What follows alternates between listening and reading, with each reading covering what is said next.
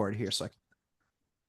Well, good evening, everybody. We're here on this amazing school platform here for one rental at a time while Zub is on vacation, spending some time with his daughter and his lovely wife, Olivia. He asked, hey, would you mind doing a class? And I was like, yeah, of course I'll do a class. I said, what do you want me to talk about? He goes, your choice. And I go, well, we all know how broken I am. So you guys get to tell me what you want to learn.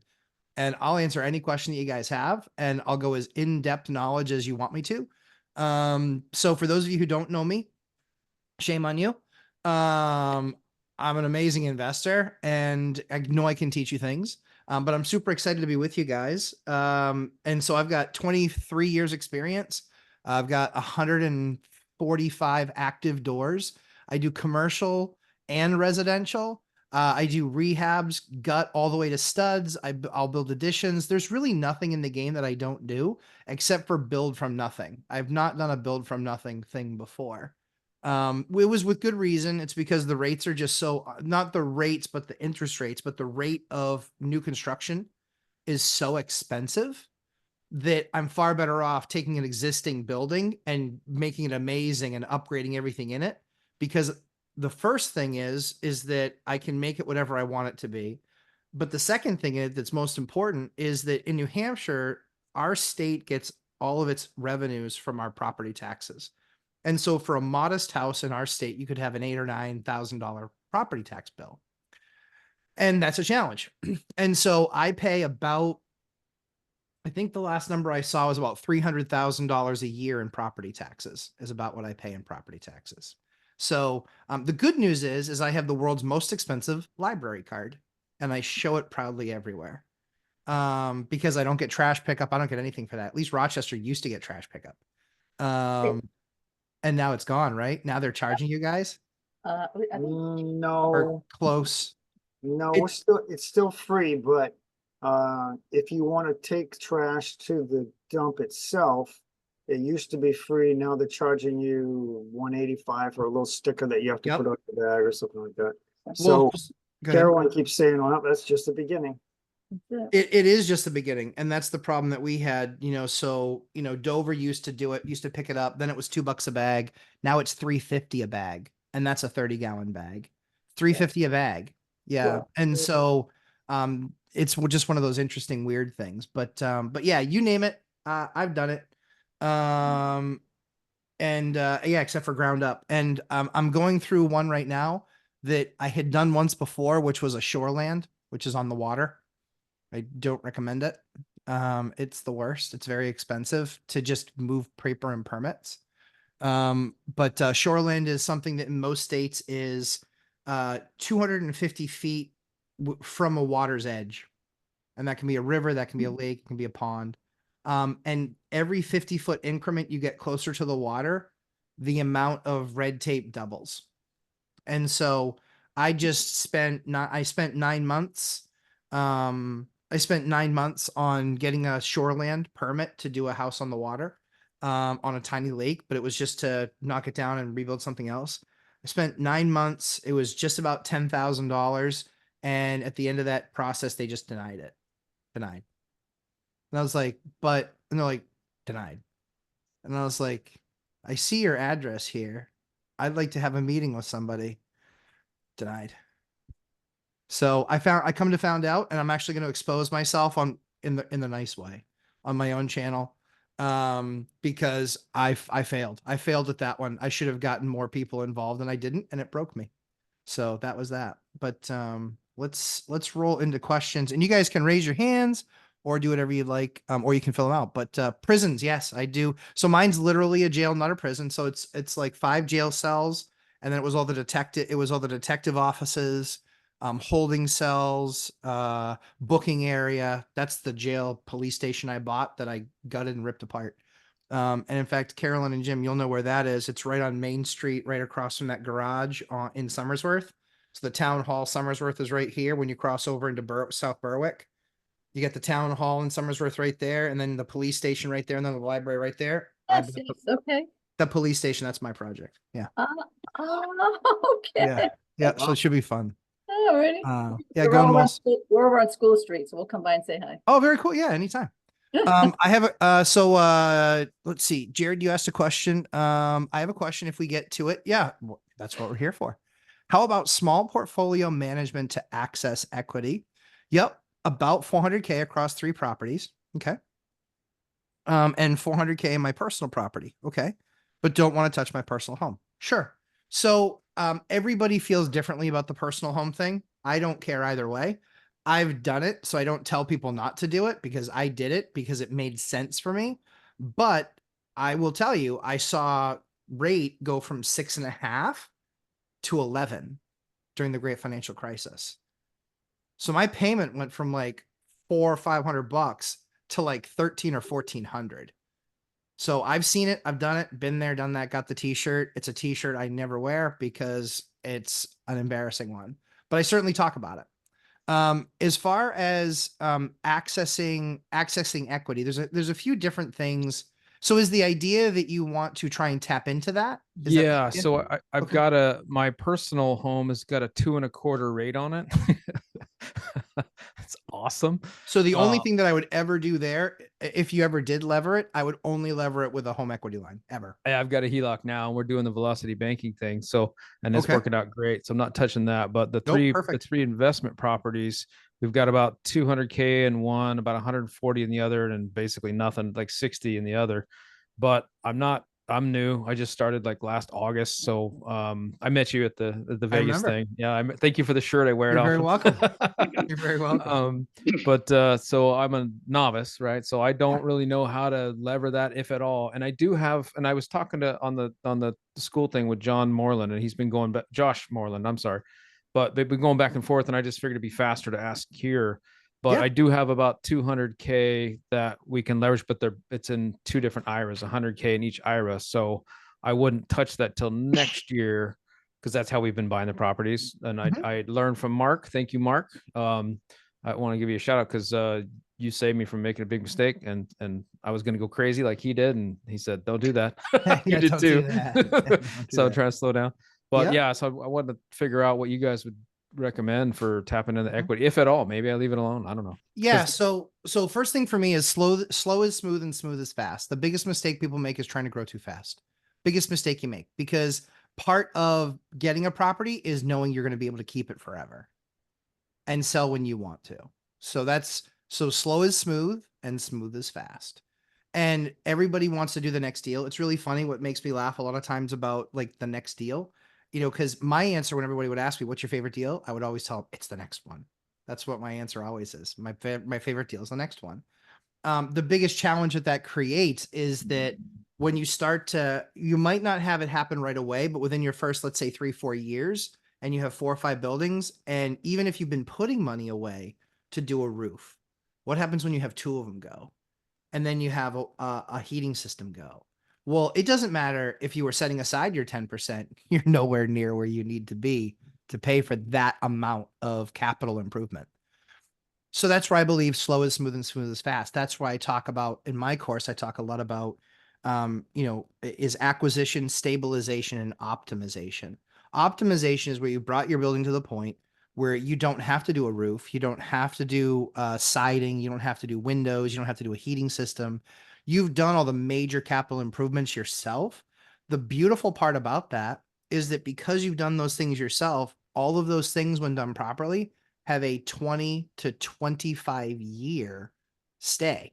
So now you're kind of like 5 years in, I've done everything. Well, we can talk about everything in 20 to 25 years because that's where we're going to start needing to look at replacement stuff. So that really sets you on your trajectory. And this is what I talk about in my course, which is reducing the amount of baggage on every deal that you grab a hold of, right? Every deal that you do, you have to acquisition, stabilize, and then hopefully optimize. Another big mistake landlords never make is they don't optimize them. So what ends up happening is you get to 10 or 12 units and you only have stabilized units. You haven't optimized anything. And you need to optimize to get and to tap into the higher tier of rents that you're not getting.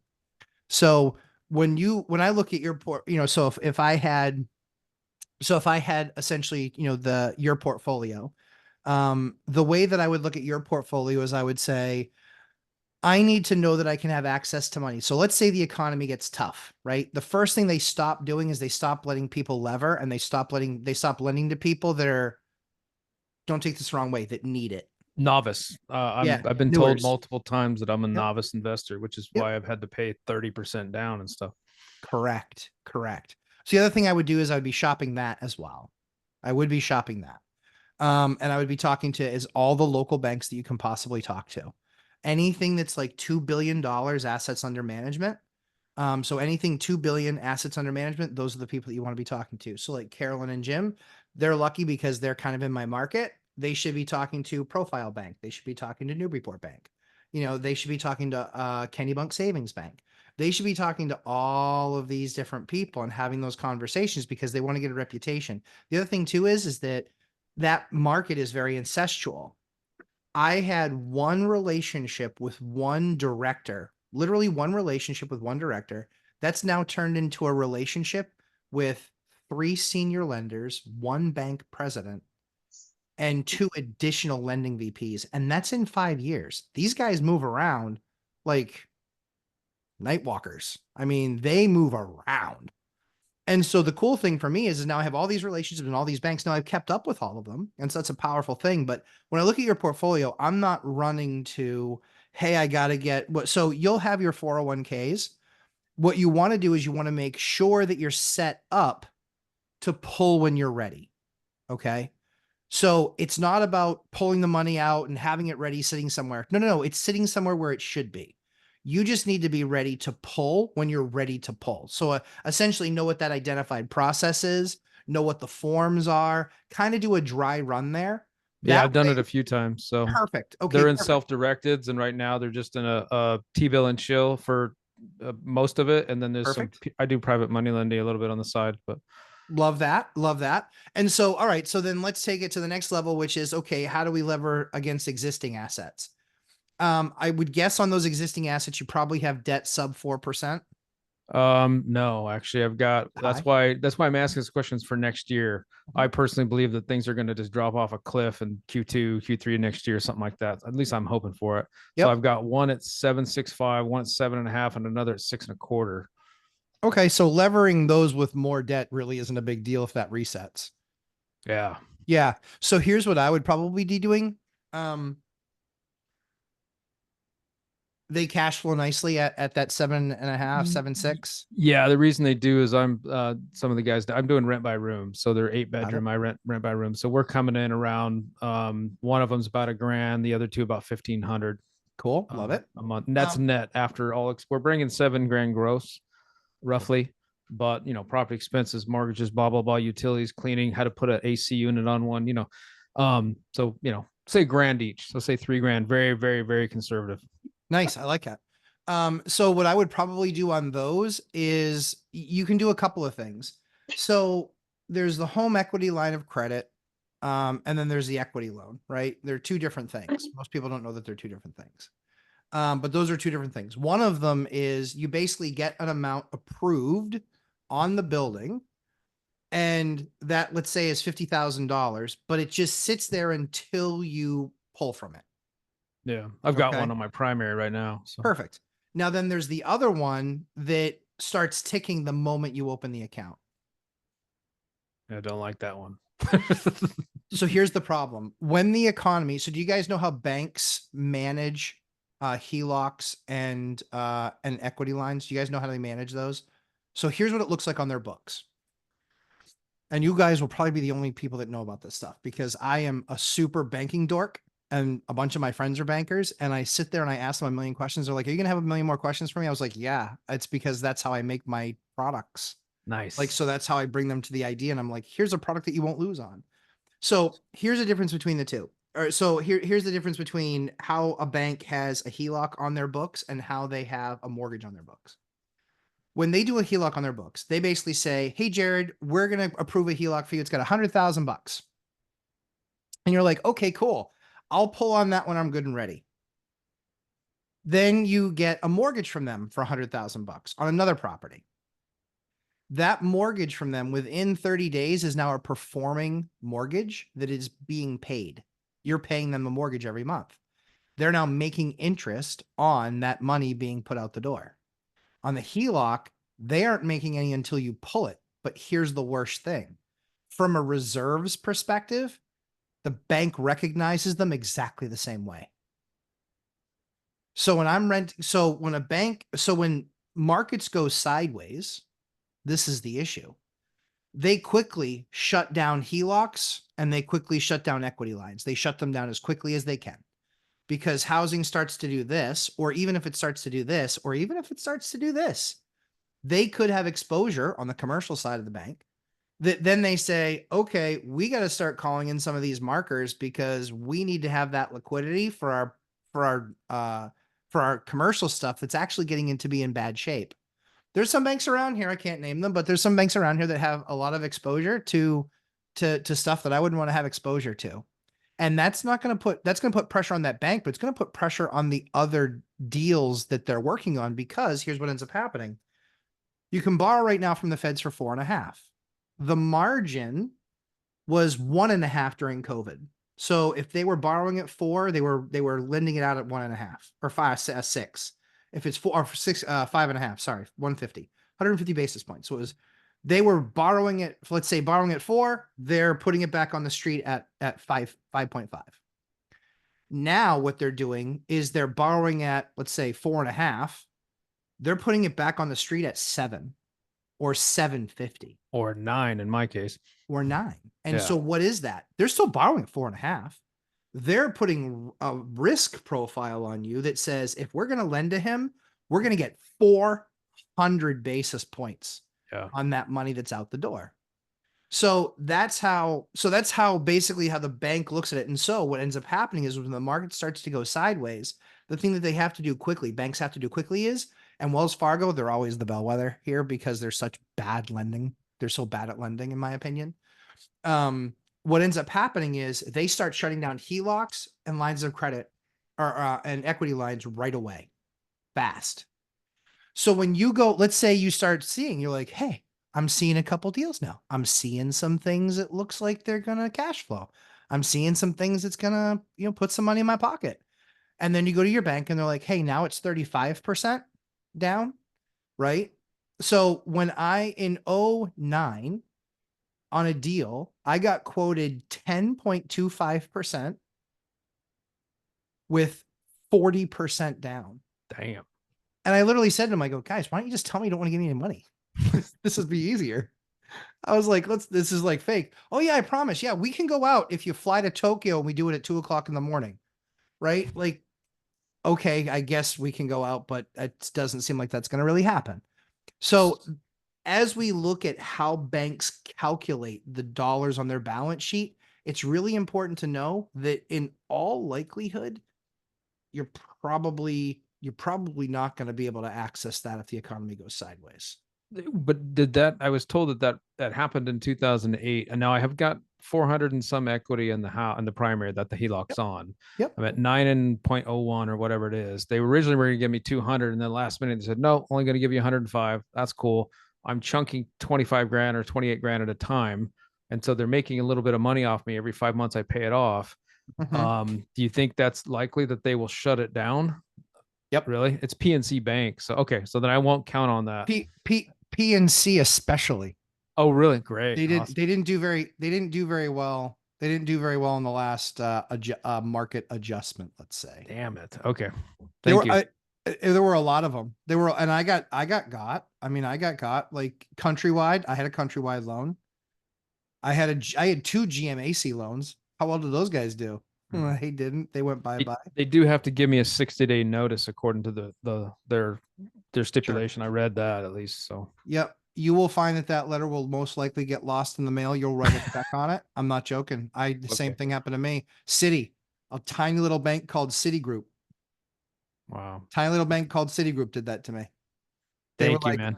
They were like, oh, we sent you the letter. And I'm like, you sent me the letter. They said that they sent me the letter. I didn't get it. I wrote $15,000 worth of checks off that equity line. And I got one phone call and the guy was like, hey. I'm like, oh no. I was distraught. I'd never bounced a check in my life. And I was like, if it happened to that one, what's going to happen to the other ones? So I called the bank. They're like, oh yeah, we sent you the letter 30 days ago saying that we were shutting down that account. I was like, guys, no phone call. One letter. Did you send it certified? No. I was like, it looks like junk mail. I looked like but I never got the letter. So legit, I never got the letter. I ended up bouncing all these checks on these contractors. I had to go make magic happen and find a way to pull 15 grand out of a top hat. And I did, and I put it back together, but that royally screwed me. So I would say make sure that you have the mechanisms in place to pull from your 401k if you're comfortable with that type of borrowing. Yep. Number 1. 3 days. I can get it in 3 days. Perfect. Number 2 is definitely don't count on any money that you have in a HELOC or a line of credit or an equity line. They just go away. They do. They just go away.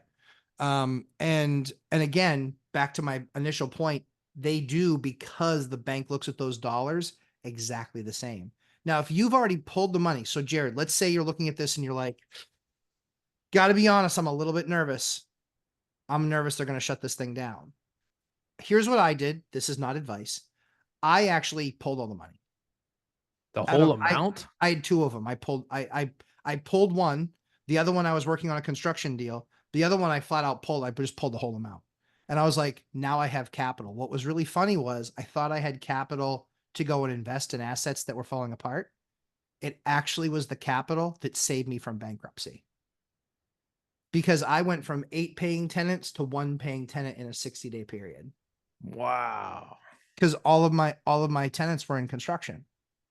So I'm not as you guys know, I'm not a crash bro. I still believe it's a 10 to 20% reduction that we're going to see across the board. I think some markets will be worse. I think some markets will be more resilient. But yeah, largely speaking, I look at the market and I say, there's going to be a correction. There's going to be a slowdown. I already see it now because I have 145 people. I have 145 units, but I have 400 people that pay rent. 400. So I'm my own little company. I can look at that and go, okay, I'm seeing more lates. We're collecting more late fees, but we're also seeing more lates where we're posting notice.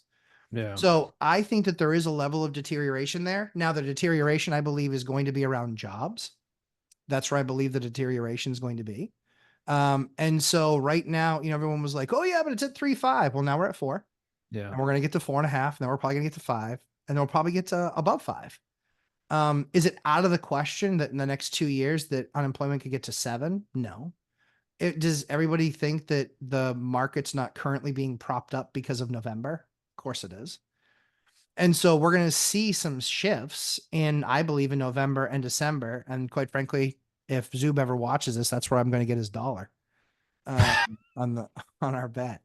But that's what I see happening. I see there being a correction. I think that, as he had said for a long time, it was kind of like he thought, there's not going to be any of that in single family housing. There's going to be that because job losses lead to that. That's my opinion. He's a trained economist. I'm just a goofball who, in my business every day, I see the rent rolls. I hear what my tenants are going through because I'm the one talking to them. I've had more conversations about, hey, sorry, it's late. I've had more of those conversations in the last 3 months than I had in the previous 3 years. Ken McElroy said the same thing. He said 15% of his tenants are paying with that pay now thing, pay now, buy later, buy now, pay later thing. Oh, like an avail thing? Yeah, for their rent. Dude.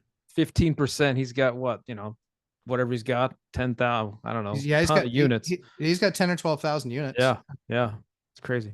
Cool. Thank you, That's Matt. Appreciate it, decent. man. I don't want to you're hog very this welcome. whole thing. No, Thank you. not at all. I much rather go in depth because you guys can be honest and raise your hand. Did you just learn something in what I just went through with Jared? Big time. There you go. So everybody learned, right? That's the idea. And it's to learn stuff that, like, quite frankly, you can't do a live stream on that stuff. People would just be like, it's a snooze. But when you're in it to win it, you got to know this stuff. This is the difference. This is the difference between the elite operators and the people that like to call themselves landlords. Carolyn and Jim, we have a duplex that has 1 furnace. Yep. And we would like tips on how to allocate heat costs. Love that. Or should we pay for oil ourselves? Or somehow apportion the cost of tenants, but how to divide equitably.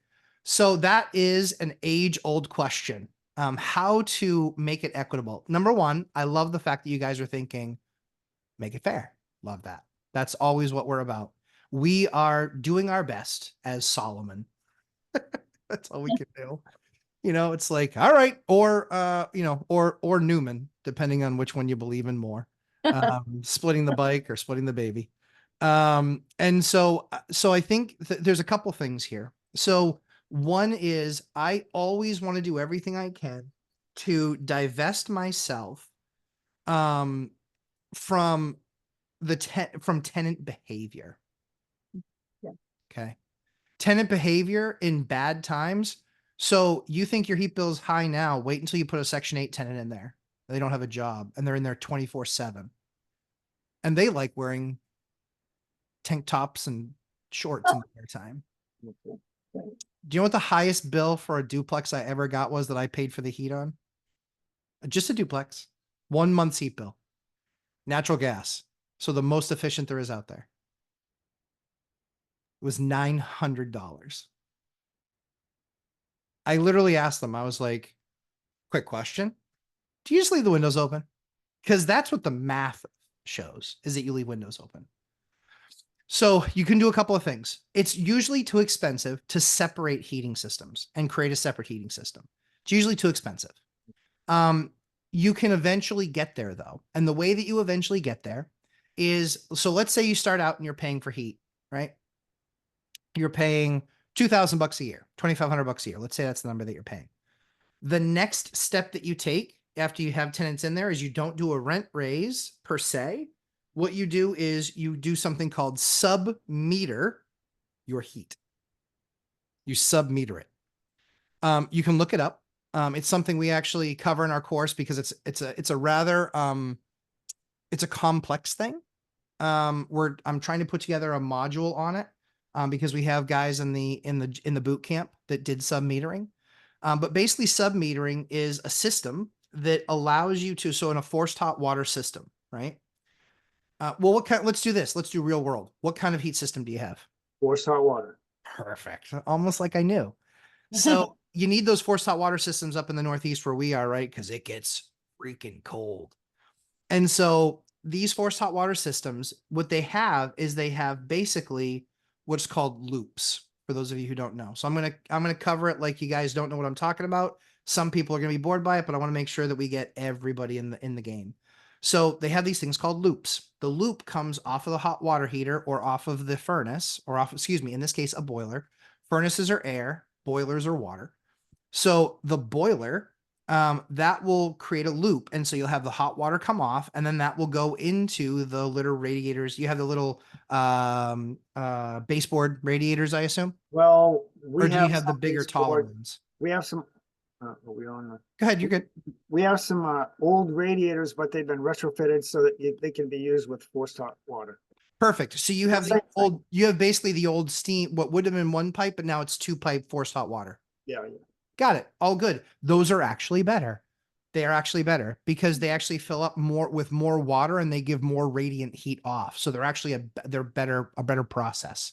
So I think you're saying that we can somehow measure the heat that goes out each zone. You can. Ah, Yep. It's called sub-metering. So think of it where you have your system set up now. You basically have your meter, and that is the electricity that uses, but the electricity is inconsequential. The big thing of what that uses is it uses probably what? Natural gas? no, it's oil. Oil? Oh, perfect. Okay. So you've got oil coming through there. So there's nothing you can do on the oil side. Nothing you can do on the oil side because you don't know what the system's going to be calling for, which tank it's going to pull from based on what's going on, right? Like which Right. zone's kicking on, right? Right. So you have to do it what's called, you got to do it on the other side of the boiler. So the way that you do that on the other side of the boiler, you can actually sub-meter them. There's a main line that goes up into the loops that are in their unit, and there's Yeah. another one that goes up into the loops that are in the other unit. You can Okay, so actually, each zone. correct. Yep. Well, believe it or not, some people don't even have it zoned. If it's not accurately zoned now, I've already talked to somebody who are gonna make sure that each one, the loop only goes to the one apartment, the Smart. upstairs, and another loop goes to the downstairs only. Smart. Yep. So that's the best place to start is you want to make sure it's zoned properly because a lot of people screw that zone piece up. They don't even have it zoned properly to start with. And that's okay. That happens a lot of times with these old buildings too. Jared, good to see you, my friend. Take care. So when you're looking at that, you do the sub meter. The sub meter basically goes on the two loops, on the two zones. Again, I always say loops because it's not always zoned properly, but if it is zoned properly, then the two zones. But you can actually they actually have this collar that goes around that pipe that every single time there's flow, that thing's running. Oh, okay. Uh-huh. Does it respond to the heat or the actual flow itself? Flow. Flow. How it just senses it through the pipe itself? Same thing, the ones that give you an alarm when you have a leak. Same Because thing. Same. it can't be in the pipe as a flow. It's going to slow it down. No, it's not in the pipe. It's around the Oh, pipe no, it's because not. you can, yeah, you can feel that move. You can put your hand on any pipe. You can feel movement of water. That's true. You can feel movement of water in anything.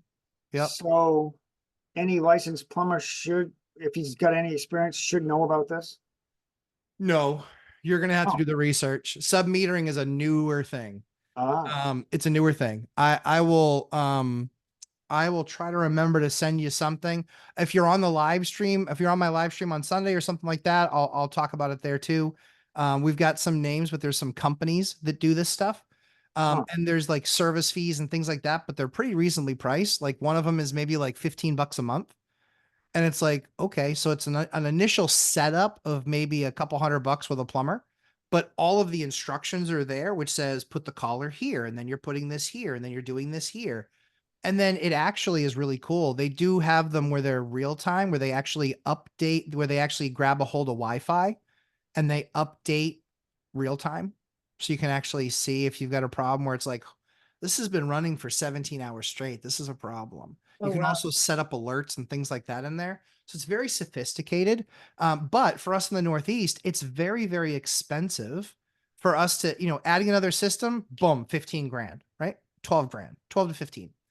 And then the other option is, okay, well, I can charge a little bit more for rent, but you're never going to make up what you're paying for in oil. Especially as the tenants, as tenants may shift out.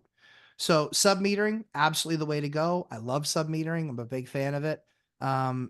We are going to use that. We're going to use that as a solution in some of the areas where we didn't want to put a second system, where we just had one, and now we're just going to sub meter it and just say, you still got the benefit of the doubt, right? You still got a high end IBC 95% efficiency boiler running on Unitil natural gas. It's the cheapest solution in the market, but I can't fix you leaving your doors and windows open.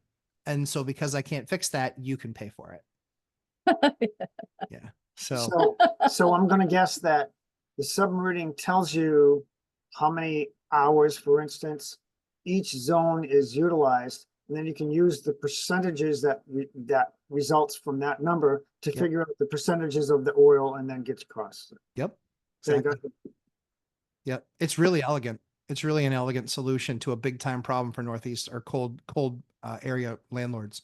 The ADU guy uses sub-metering. Oh, cool. Yeah. Yeah. Derek and I, Yeah. like, we just get together and we spin each other's propellers. Like, it's just like, the goofy stuff that we talk about. I'm just like, who'd have ever thought we'd be talking about sub-metering, or whoever thought we'd talk about, French drains. Like, no one wants to talk about that stuff. I do. Yeah, I'm happy to help. Well, it really matters too, because he can have that kind of climate there in Colorado. Yeah, Colorado. I think it's Colorado. But so he can have, is it Colorado for him? Or no, Well, he's in all Seattle. Oregon He's as in well. Washington. Seattle, Washington. Yeah. So he doesn't, again, and he doesn't have it as bad as we do. Like, we have the worst winters. We just do. Unless you're in North Dakota or, South Dakota or the top part of Minnesota or Wyoming. Like, unless you're in one of those areas, like, you have no idea what a New England weather is like in the wintertime. Real Right, quick. thank you. Okay. So is that helpful? Yes, Yeah. thanks. Cool. Yeah. Sub-metering. It's where it's at. It's what all the cool kids are Definitely doing. look into that. Yeah, definitely. There's a few companies that do it. I'll try and get you the best name, because they're making a bigger push. But the cool thing for that is everything gets connected. Everything gets connected to the web, so you get real time updates. And so I've gotten other landlords that have gotten it down to less than 5 minutes a month it takes them to send out the bill. Just because the equation's already there. So it's really good. Sorry, let's see. Jason, real quick. I'm just going to take this other one real quick. So roughly what does it cost a sub meter? Troy, a few $100. It's a few $100 for the plumber. It's a few hundred, so it's a, $200-300 for the plumber. It's $200-300 for the parts. And then it's usually what they do is they usually charge monthly, some sort of a fee. So that's one of the things that you'll typically see is a fee charged as well. But not bad. Let's see. Jason Calcavetta. Calcavetta. Same question except water tank. Yep, I have a 4-plex with a hot water tank for everyone. Yep, I pay for gas, so you can sub-meter that as well. Yep. Sub-metering is really elegant. And when you look at it, the challenge that people have is for the longest time, you could actually get the money out of the rent to cover the heat. But it's almost like people are so bad at math that they don't understand the good deal that they're getting. And so they're like, yeah, that unit's the most expensive. Heat's included, dummy. Like, it's included. And that's the problem, is that over the course of a wintertime, especially in the Northeast, we're talking about $3,000, $3,500 for heat. For hot water, you could easily be talking that, $2,000-3,000 for hot water over the course of a year. So yeah, so that gives you kind of that ability to do some of that stuff. But yeah, absolutely sub-metering. That's in my course, sub-metering. Well, it's in the boot camp. Let's see, but that's the kind of stuff we talk about at the boot camp. John Morse, when you and he talked about the grade 2 hardwood floors in Vegas, floored me. Yeah, we're broken. It's because if you put in a lesser grade, it's junk. You'll actually end up with enough loss. So I'll cover it for just a minute. When you're doing a typical tongue and groove floor, the problem that you have is you have what's called that tongue piece where you're hitting it with, the other side, you're hitting with the nailer. And so when you're hitting the other side with the nailer, some people actually will try and hit that tongue piece. I don't know why, but you'll hit the other side with the nailer. Here's what I've actually seen happen. On cheaper wood, it snaps or cracks the board. And a lot of installers will leave that board, and then you wonder why your floor squeaks. And then you wonder why you see some leveling issues. Other ones will rip it out like they should. The problem is if you go with the cheap enough board, you'll have so much waste. You could have 22%, 25% waste when you pick really cheap board. And so that's why for us, we won't buy the super end stuff. We'll do that number 2. The number 2, it usually works. But that's kind of all that. With all the house hacking you did, were there any ones you did not do a value add? No. Nope. My model only worked with value add. And I won't say that. It works with non-value add, but now you're still talking about, modest returns. And modest returns are fine. For me, because that was my only ability for growth, because Fannie and Freddie shut me off at 4 mortgages, the only thing that I could do was buy owner-occ. And so because I could only buy owner-occ, I had to make sure that I was as much of a home run as it could possibly be. And the biggest home run comes from the biggest amount of effort, right? When I would walk in a building and I would smell cat pee, I was high-fiving people. I was like, this is awesome. Like, you're nuts. I was like, this is awesome. Why? Because you're out, and you're out. I'm the only guy still sticking around because I don't mind cat pee. And because I knew how to fix it. I knew how to clean it up. And I knew I would spend $2,000-3,000 cleaning up cat pee, but it was one of those things. Literally, I'd walk in the door. I was like, smells like money, because I knew that other investors would walk away. I love cat pee. It's my favorite. When I smell that, I know that I'm getting a great deal, because I negotiated a deal on a house. You guys can look up the house. It was 2 Whittier Falls Way in Dover. I negotiated a deal on that house. That deal was on market for $350,000. They put it on market. It was on the river, 5 acres on the Cachiko, beautiful house, or beautiful river, horrible house. The agent is such a colossal tool bag. I probably should have said that because Jim and Carolyn are local and they can look up and see who the agent was then. But he's such a colossal tool bag that he doesn't check in on his properties. He checked in on his property. A second floor laundry room had leaked, poured down through the kitchen, through the family room, all the way down into the basement. Black mold from there to the basement. Black mold. But not tested black mold. Just it's black mold. There are 10,000 different versions of black mold. 10,000. So when somebody calls me and says, we have mold, I said, no, you have mildew. Like, no, it's mold. It's mildew. It's mildew. Because you know what mildew tests as? But it's all the same word. Mildew tests as mold. So what's really funny is I got that guy to take, I got that house discounted from 350 to 227. And it cost me $5,000 to clean it up. People don't do the research. They don't know what they don't know. And That's a so, disrespectful offer. yes. Oh yeah. I'm not afraid of those. Yeah. Taking those for a real long time. I mean, you guys should have seen it in 09 and 10 and 11. Like you could literally write an offer with middle fingers drawn on it. You could do whatever you wanted. You're just like, and after you accept my offer, I'm taking your wife out for dinner. Thank you very much. You could be really rude. It didn't matter because they were begging you to buy. But it's because there were nobody in the market, nobody buying. And so we got some, I mean, I bought a lot of, and Carol and Jim, I don't know how long you guys have been around here, but I bought duplexes at 140 grand in Dover. And now they sell for $600,000, $650,000. But the more important thing is the amount of rent that they drive. I'm happy Well, for you. your market in Dover is really exploded higher in the last few years because Portsmouth is in Exeter, it's not affordable down here, so it's creeped up to you. It hasn't made it quite its way to Rochester yet, but It's gonna, so here's what it's gonna do. I'll tell the future. It's gonna go like this. It went Portsmouth, went Dover. Now it's going this way. It's not going this way. It's going this way. It's going to Somersworth. It's going to Somersworth. Yep. Because they're just easier to deal with than Rochester. A lot less rules. Rules meaning that if you talk to the building inspector in Rochester, you talk to the building inspector in Somersworth.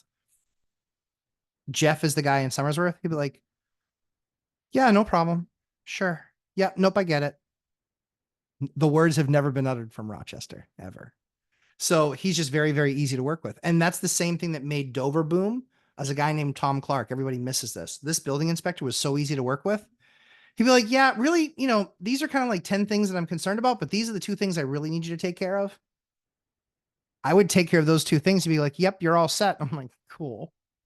But it was Clark, when he was in high school, was kind of a famous football player in the Green Wave for a while. he probably was. So Tom Clark, what nobody knows is that Tom Clark is still an inspector. He's an inspector in the town next door.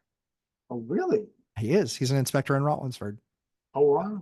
Yep. So that's why you went to Rollinsford, huh? Well, I own 20% of the cottage area in downtown Rollinsford. Yeah. Wow. So I own a lot of that area. That's crazy. But I was buying it up. But again, so the focus is, so John, to answer your question, yes, you can certainly find deals that are nice returns. But your big returns, if you're in an area that might not have attached duplexes, might not have a lot of those. There's a lot of areas like that in the country. But it very likely could have single family homes where ADUs are very doable. And there's a right layout for doing them. That's what I love about Derek's strategy is, duplexes aren't everywhere in the country. And the places that some of them are, get your guns ready, kids, get your guns ready. And so I recognize that. And so for me, there were still parts of Dover where I didn't invest because there were get your guns ready kids areas. And now those have gotten a little bit better, but they're still the bad places to go. So Carolyn and Jim, for your benefit, Durrell, New York, those are the streets you stay away from in Dover. Don't go there. Lower part of Broadway, don't go there. Because that's where all the activity is around the train. We're going to stay out of Dover. We're going to let you have Dover. I appreciate that. You're such givers. I don't think we're any Yeah, threat we're to you. nowhere near you. Yeah, yeah. It's all good. I don't mind. And so the rest of your question, Jim, or John, sorry. If so, for them, what sort of post-occupancy metrics were you looking for? I'm in a -2 to 2% yield. My market for metrics, down payment, and this would be my first hack. Yep, planning on a 2-1 duplex, renting a 1-1 now. So my belief is that the numbers do shift when it goes to duplexes, and here's why they shift. Because even if you're now, or is that -2 +2, is that with you paying rent? That's after I leave. That's after you leave. Okay, I got you. Very good. I mean, it's tight. It's tight. But how's that compare to market average? I assume that they're probably just more expensive. What market are you in, John? Gainesville, Florida. Gainesville. Okay. Nice. Yeah, that can be the challenge. I think, I'm just trying to get on the board. yeah, for I the get it. first one. I think, and here's the thing. I like it. I like it. Because when you're house hacking, when you're there, it's still a reduced or guaranteed rate of housing cost. It's guaranteed it's not reduced because I'm paying way under market. But Guaranteed. It's right. But you're paying way under market. I'm paying $750, and Right. I'll live in a duplex I'm buying, and I'll pay $1,100. Right. And what's that? And what's that market for that unit when you move out? Oh, when I move out, probably like 1250, maybe 1,300. I'm trying to be conservative. I mean, sounds pretty sexy to me. I mean, that's a big number to go from 7 to 13 or 7 to even 7 to 12. 500, that's a big number, you know? I mean, because a lot of people don't recognize that it takes time for that number to increase. You know, a duplex that I did in Dover in 2012, so that was 12 years ago. When I first got there, my mortgage was about $2,400 a month. The rent on one unit was about 16 or $1,700 a month. And so I was chipping in about 700, $800 a month was what I was having to chip in. And now fast forward 12 years later, or yeah, 12 or 13 years later, fast forward. And now one side rents out for 3,000 a month and the other side rents out for 2,600 a month. So now it's $5,600 a month. When I first got in there, we were paying basically $2,600 a month, but we were there. But even when we moved out, we were only about $1,000 a month when we moved out. So we were 26 or 27 on the 24. We're only making about $300. But the opportunity was, I've got 2 units pulling the load instead of just one person. Most places now, it takes the husband and wife or the boyfriend and girlfriend or whatever the mix is. It takes 2 adults and their incomes to qualify for the rent there. So the problem is that when you have that in a single family house, one person loses their job, you're out of luck anyway, man. You're out of luck anyway. They're not making enough to pay the mortgage anyway, or the rent anyway. In a duplex, at least if I have 2 sides rented, it's either if it's me and I'm hacking, me and my wife, or them and their spouse. If one of them loses their job, I know that one can at least pay, portional, and I can still pay, and I could potentially pay a little bit more because I'm paying less because I'm living their owner occ. However, if it's 2 tenants, well, even if unemployment gets hit, it's, likelihood is one person loses their job and 3 people still have their job. Right. That's what I like. The safety and security is the rising tide lifting all boats, if you will. I like that rising tide lifting all boats with the small multifamily stuff. I think that that's important. By the way, I'm not going to hard end this at 10 o'clock on you guys either. I'd love to buy a quad, but I don't qualify, and I'm qualifying on my income because I'm single. Yeah, I get it. I mean, quads, honestly, I love to buy quads too. Do you know what the last quad traded for in my market? $1.1 million. Do you know that 10 years ago, I think it was it 10? Yeah. 10 years ago, you get a quad for about 450 or 5. They've doubled in price in 10 years. That's what they are here now. $1 million. No, 450, 500. 455. Yeah, sure. Makes sense. Yeah. The big thing is just like not out kicking your coverage when it comes to the actual rents and stuff, cause that's one of those difficult things where, and I've seen it happen, rents don't just go down. Here's how they end up going down. How they end up going down is they start doing the averages with people that are getting evicted because those are non-pays. People report those units overall, and then it goes into that non-pay piece, right? So that's why I hate some of the numbers. That's why I do all my own numbers. All of the numbers that I create are off of my portfolio. So I actually know truthfully what's happening. I don't have to worry or think about, geez, what's really going on here? That's going to be a problem, right? So that's why I create a lot of those numbers. So I think you're right. I think it's undervalued getting on the board and having a place to live.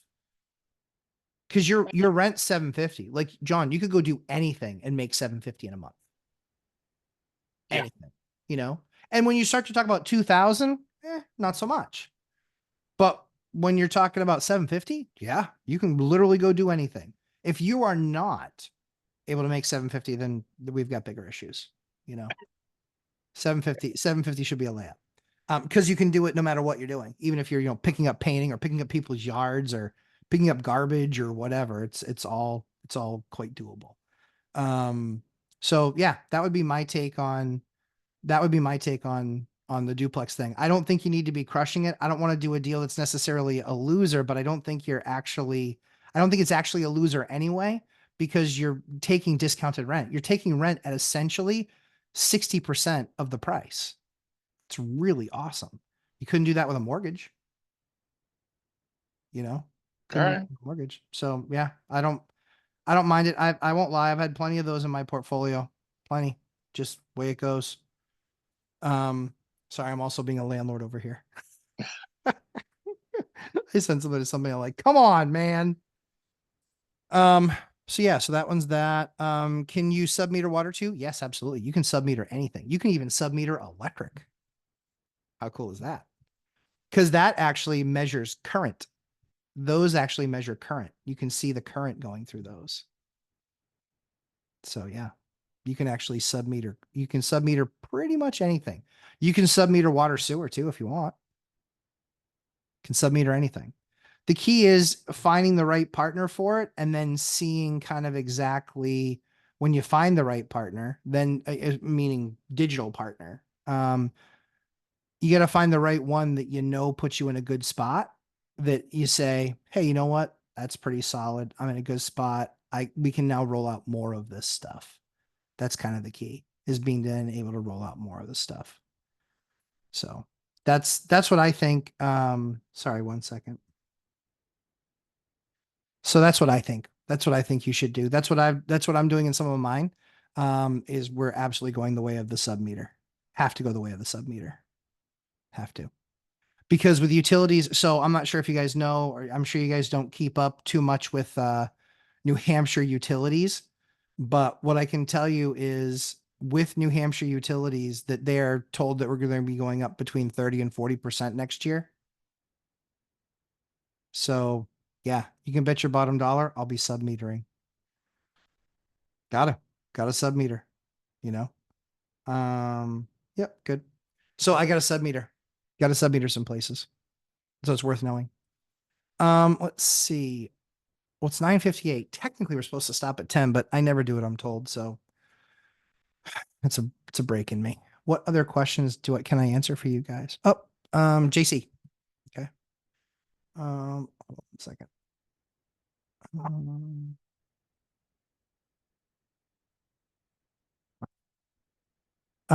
I almost have enough saved for another down payment for another fourplex. Love it. Once I have it saved, should I go for it or hold off because of the possible down market? Nope.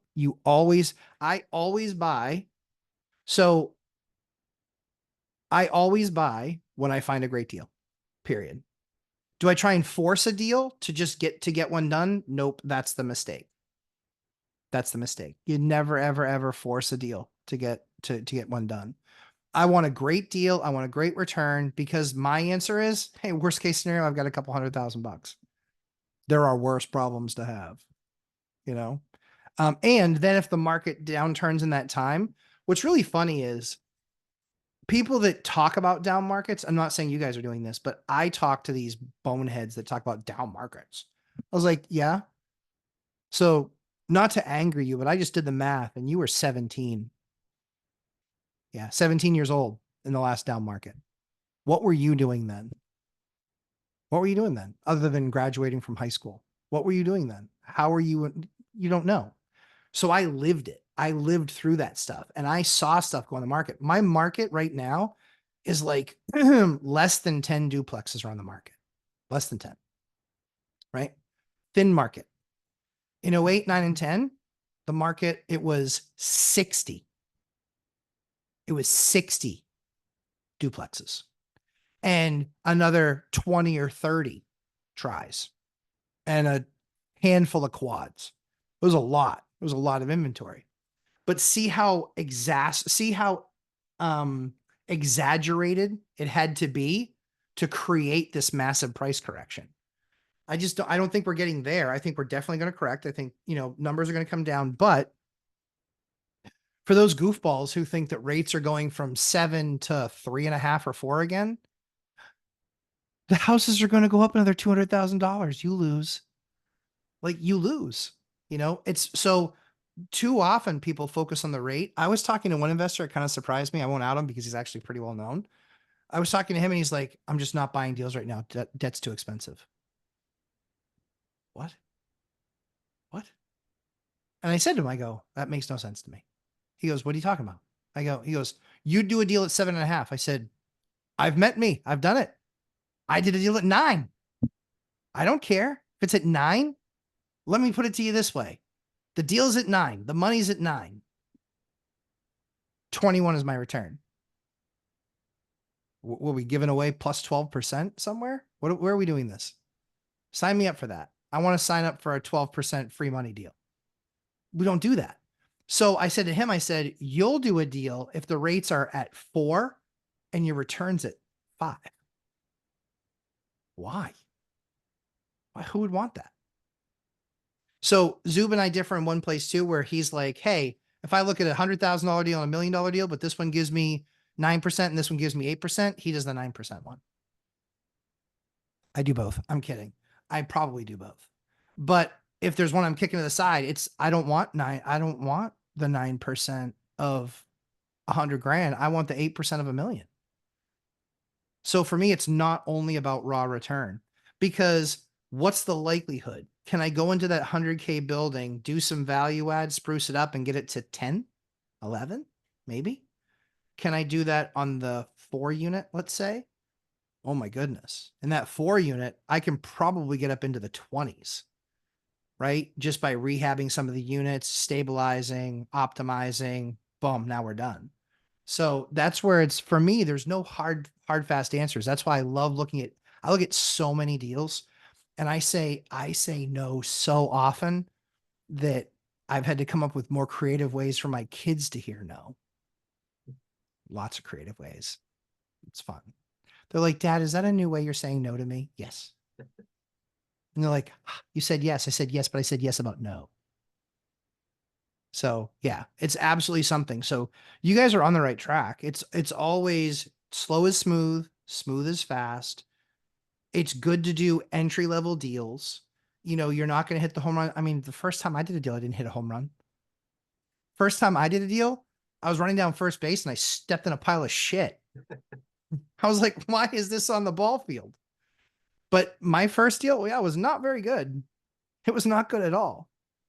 It wasn't good at all. And it was just like, I had to really get better. So you guys are already further than where I was when I first started investing.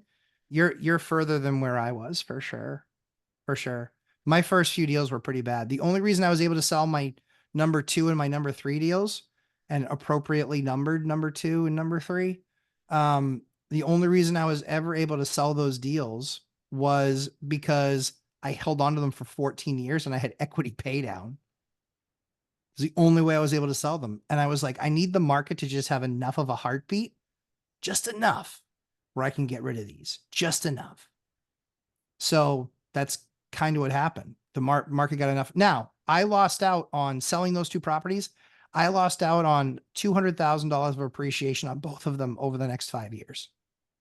200,000 of appreciation on each one over the next 5 years. The difference was I took the 80,000 I made off of each one of them and I bought duplexes, refied them, bought triplexes. And so I turned it into a bunch more properties. And so that's the only reason I can sleep well at night, is because I hated losing money. I knew I was losing. I knew I lost money on that deal, just the way it was. So what other questions do you guys have? Oh, so yeah, so I would, Jason, the complete answer is, yeah, I don't sweat the small stuff. I still want to do good, great deals. If I'm adding to my portfolio, if you're house hacking, like John, getting into a deal that is, even marginal, you're going to learn a lot. You're going to fine tune it over time. But again, John, I don't think your number's accurate. I think you're doing yourself a disservice. You're so discounted on the rent that you're crushing. That's a big win. That's a big win. But that's just me. What do I know? What other questions do you guys have?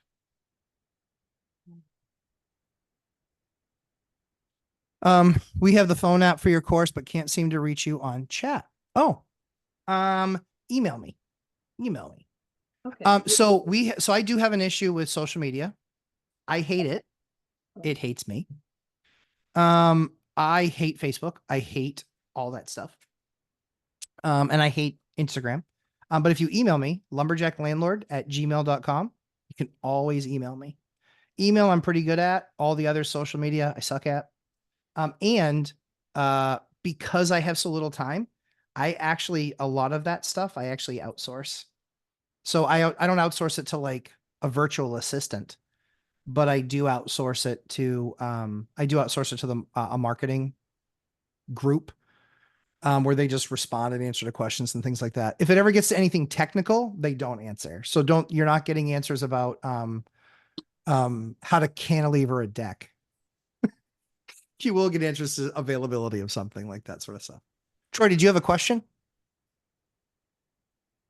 Oh, actually, no, I didn't. Oh, that's okay. I had a question earlier, and I was going to say something. I'm actually shocked you were still on the Zoom. I stepped away and I lost my service because I was helping my neighbor with his lawnmower. So I came back, and you guys are still on. Absolutely. I wasn't going to just run away. So do you Dude, still that's have a awesome. question? I'll answer it. There was something I was going to ask. Oh, I don't know if you responded to it. I asked the question: can you submeter water? For Yes. I have a duplex in Kansas City it's got water, but the two units are tied together through the water. So I was like, man, if we could submeter that, that would be nice. You can submeter anything. Sweet. Like everything has nipples, like De Niro said, or like a Fokker said. Yep. You can submeter everything. Yep. That's awesome. Yeah, it's really cool. It's going to be all the rage. All the cool kids are doing it. But we're just building out our plan, because for us, when we make a selection on a vendor, it's going to be a bigger event. It's going to be a vendor that can handle, maybe 20 or 30 units that we're going to be submetering. But the biggest goal for us over the next 12 to 24 months is to go through the rest of, of our portfolio, and raise rents. I'm doing a video on how I'm going to make $100,000 more this year and not do anything else. And then next year I'll give myself another $100,000 raise, and that's all through rent increases. So you can do it. You can get there. It's 100,000 a year. So it's $8,500 a month. But you can absolutely get there, because it's, if you think about it, over 145 units, right? So you're basically talking about, if I raised it $100 on every unit, I'm 14.5 a month. But the key is I can even do it in bad markets, because I've got some people that are behind. Now there's people that, and I'll deny it if somebody ever asked me, but we truly treat some people differently. Elderly, we treat them differently. Yep. Want to go to court? Fixed income makes a lot of sense. Correct. We treat them differently. We treat veterans, we treat them differently because they deserve it. That's the way it goes. You don't like it, sue me about it. But we treat veterans differently. But then, we have kind of 5 core pieces to our market. We have students, we have market tenants, we have the shipyard, we have retirees, and we have our veterans. The other thing too is, real quickly, I would kind of dropping another quality piece of knowledge on you guys. So when you look at your market and you look for big companies for jobs, right? I think that's flawed. I think that's a flawed strategy. And I saw Jenny just cock her head at me, but that's okay. So here's why it's a flawed strategy. So even in a big area, you might have Microsoft, Boeing, and Amazon. I would argue with Sounds like you, my area. I'm in Seattle. it is your area. So here's the issue. I would say that Amazon is a tech play, right? Amazon's a tech play. Microsoft's a tech play. So as AI grabs hold, and I have more qualifications to talk about AI because I spent 17 years selling RPA AI. So as technology grabs hold, those are the types of jobs that are going to be lost, right? The challenge that you're going to have is that when Microsoft does a layoff, they don't lay off 500 people. They lay off 5,000 people.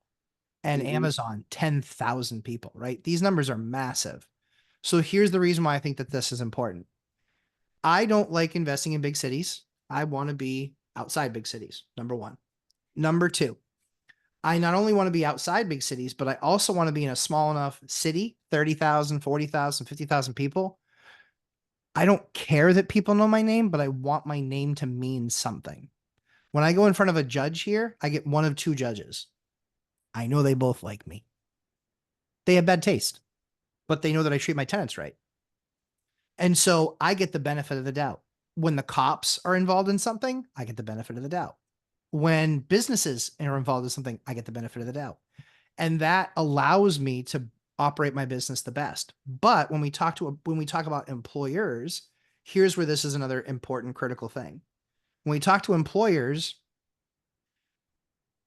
if you look at the top 5 employers in my city, in my cities, and Carolyn and Jim, you know this, if you talk about the 5 top employers in my cities, they don't have more than 10% of the jobs.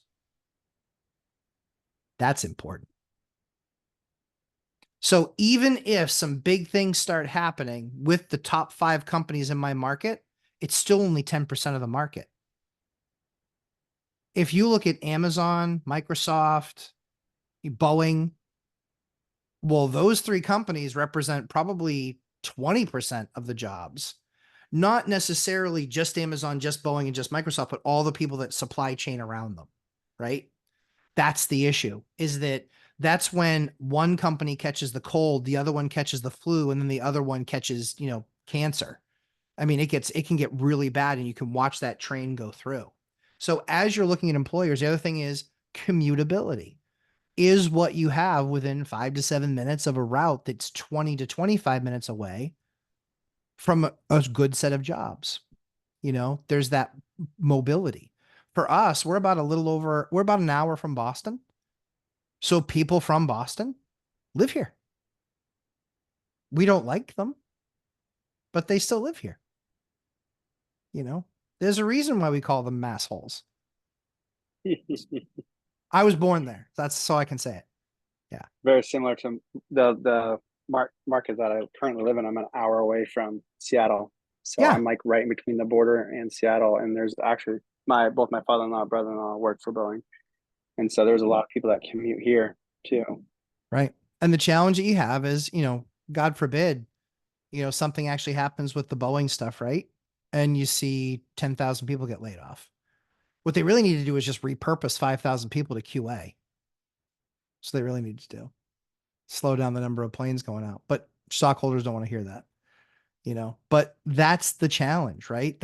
These are the challenges that we live within, is that I don't like massive employers. I hate them. I think they're awful.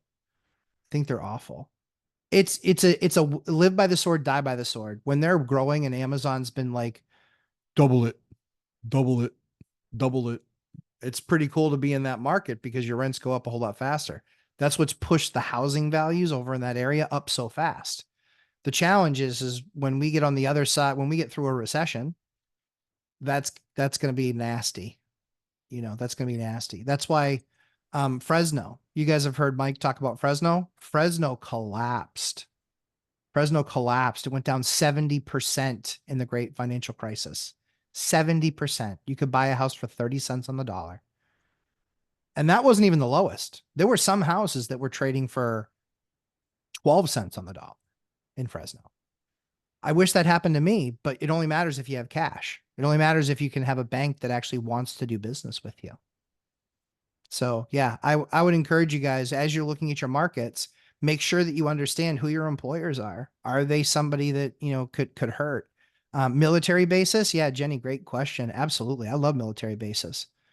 Love. And that's why I mentioned that we have the shipyard here. So we have a shipyard here.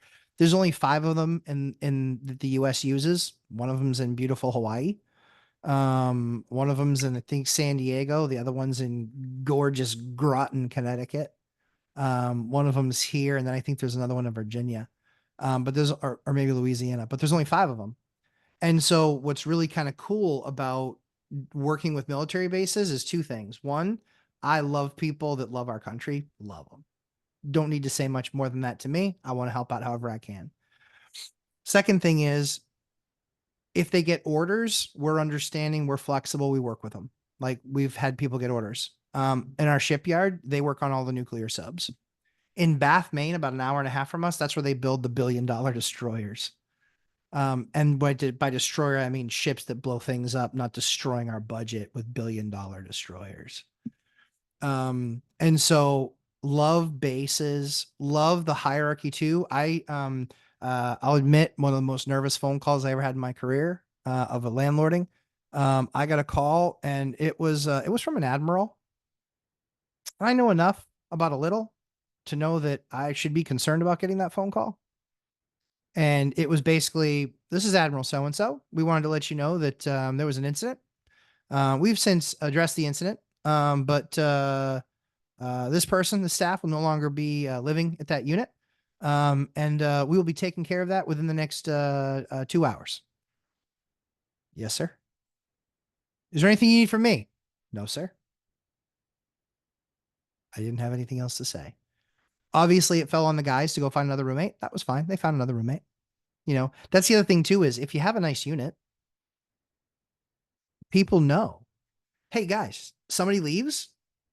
And we even talked to them about it. Hey guys, if somebody ever decides to leave, or you just like vote somebody off the island because they suck living with them, good news, really nice unit. You show it to anybody else, they're gonna be like, yeah, hell yeah, I'm in for $500 or $600. Yeah, hell yeah, sign me up. That's the key, you know. And that's why I also, so we do a lot with at our shipyard. You know, when the boat comes in, it comes in for 18 months. So we know that we're going to do an 18-month lease. And what we do is we probably shouldn't, but let's just say there might be something in it for them if they recommend it to another shipman. Let's just say, you know, so we've had stuff that we have stuff that we literally have never had. I have one property that I hadn't advertised in 10 years. And in that 10-year period, that property produced about $320,000 worth of rent. And I never had one. Literally, the accountant was like, all right, I'm kind of concerned about this. I was like, what are you concerned about? He goes, I'm seeing that there's not really many expenses for remarketing your units. I'm like, it's because I don't suck. I mean, that's why that money's not coming out. But that's the thing is, you know, create that relationship with your tenants. That's what you get to do when you're self-managing, is just have that conversation with them and just say, yeah, hey, if there's ever a problem, you know, I even tell them, hey, listen, guys, stuff breaks. So goes it. I said, you know what? If I come in and I see the toilet seat's broken and you say, hey, the toilet's broken. Okay, I fix it. Right. It's clogged. That's kind of you, but maybe I take care of the first one. First one's on the house. I said, but if I see that back bowl snapped off the back of it, I go, I'm going to think you had a rough Saturday night. And that one's going to be on you. And so they get a good laugh about it. But that way, when that happens, they pay, you know, and they expect to pay. But that, I'm not afraid of tenant turnover. I just bought a property. If you guys heard on my channel, I just bought a property for 5%, 5% seller financing, 10% down. And it was because I fed off of his fear of tenant turnover being the devil. He's like, hey, I just can't have turnover. I was like, I get it. It's the worst, right? Oh, it's the absolute worst. I was like, I know. I mean, is it ever going to rent again? Like at that point, I felt like he should probably have picked up on the fact that I was making fun of him. But he literally goes, yeah, and you never know what it's going to run for. I was like, never, ever. He's like, thanks. I feel like this was a really good conversation. I said, I felt like it was a good conversation too. And then we signed the deal. 10% down, 5% debt, 10 years or 30 years fixed, 10-year, 30-year amortization, a 10-year term. And if my payments are on time, he said he'd re-up me. Okay, sounds good. And the best part was, here's what was so funny. He's like, I'll take that deal. I'd take 10 more for sure. Me too. I literally said to him, so we're walking through the apartment. And so I want to encourage you guys with these stories because they do happen all the time. This just happened 2 months ago, but there's no deals, but there are. But there's no deals, but there are. But Matt, there's no deals, but there are deals. You'll find them. You will find them. Keep on working. Keep on working. It only takes one, doesn't take 10. But so the other interesting part about that deal was we're walking through and he goes, yeah, he goes, I just think it looks better laid out this way. What he meant by that was he likes the way it looks that way laid out, being used as a 2-bedroom and it's a 3-bedroom. He was calculating it all off 2-bedroom rents. That building right now grosses $5,200 a month with his garbage rents. When I'm done in the next 18, it will be at 10 grand. 10 grand. And it's because he felt. This is why I'm suck at feelings. He felt it. I was like, I don't feel it, but I'll say that I'll listen to you about your feelings. And it was awful. It was awful. It was really a bummer because I just felt bad for him. But at the same time, too, I'm not going to fight him and make him raise his price. I was like, okay, I'll give you what you want. 10% down, done. And he's carrying all the paper. 5%. Love it. Love it. So yes, but military bases, absolutely. Absolutely count military bases. Now, do you guys know Carol and Jim, you probably know Pease Air Force Base? Pease Air Force Base, when they left here, it killed us. I wish I was old enough to be investing then. If I was, I don't know where I'd be. A different place, probably. It was insane. Because there were like houses, there were like ranch houses selling for $120,000. They were selling nothing. Selling for nothing. So pretty impressive, pretty crazy. But yeah. So always be looking at the employee. Lumberjack, you got to give them the rest of the story. How it got all refurbished and new. Yep. Yeah. Yeah. The whole base got appointed and new ideas, and now it's full of all kinds of activities. So yeah. So to that end, now it is the headquarters of one of the largest gun companies in the world, Sig Sauer. It is it's still where our amazing troops fly home from Germany and Italy. It's still where our troops land and we greet them. So there's a charity there called Peas Greeters and greet the guys coming in because the Army doesn't do an awesome job. And so they make sure that they get food and water and some cool stuff like that. That's actually partly where the idea for the medallion for my course came. It's because those guys come in with medallions from their mission. But good group of guys. Really, and it can be 200 or 300 guys off a plane that haven't had any water or food for 8 hours. So it's cool to be able to get them food and some water and things like that. Good guys, serving our country. So they land there, but then there's also a ton of there's no residential there, but there's probably 200 businesses there. And so I would say it took probably 15 years to get it where it was really serviceable, 15, 20 years to get it really serviceable. And then in the last 10, it's gotten nuts. In the last 10, it's like, holy cow, like they're starting to, it's a real deal. And they're going to get like a real airline there. They have a couple there now. People. Yeah, Allegiant's there right now. Yeah, that's why I said real. No. Oh, come on. It's a good value for a flight, cheap flight. It's a fantastic value. I just can never take a suit on there. They've ruined 2 suits. And when you only have 3 suits, that's kind of a problem. So literally tears in my shoulders. And I'm just like, one of them was because a spring came out of the chair. I was like, oh, damn Oh, it. come on. Yeah, I swear, spring came out of the chair, caught me right in my Are shoulder. you serious? Swear. Yeah, swear. It's actually what happened. I was like, Something son of a bitch. Something I'm Wow. concerned about, and I think Florida, you guys are experiencing it, I think we're having gentrification up here in New Hampshire. Sure. We got money moving in here like crazy, and I don't know when that's gonna end. Is that- Sadly, it just needs to end before the politics change, and not national politics, local politics. Yeah. The local politics is what really matters to us. A lot of the bills that were just passed for our state were financially conservative. And that's really where we like to be, is that financial conservation, because I do believe in programs, but what I believe is accountability in programs. If you don't have accountability in the program, then I don't want you to have the program, because that's where costs run rampant. That's where people stop paying attention to you have to run it like a business. And if it doesn't make money, i.e. and the metric there is saving money. I worked a lot with the emergency rental assistance program in our state, and that was run by somebody that on their business card has run 3 businesses, but they were all non-for-profits, and they just run very differently. That was a challenge. That was a big challenge for us financially, because we would call them and say, hey guys, we've been waiting 30 days for a $90,000 check. I know we're close and all, but I'm going to kind of need that check, because you've got me paying all the heat. You got me paying all the hot water. You got me paying all the sewer. You got me paying everything. And so I'm on that 90, I'm 75 or 78 out of pocket.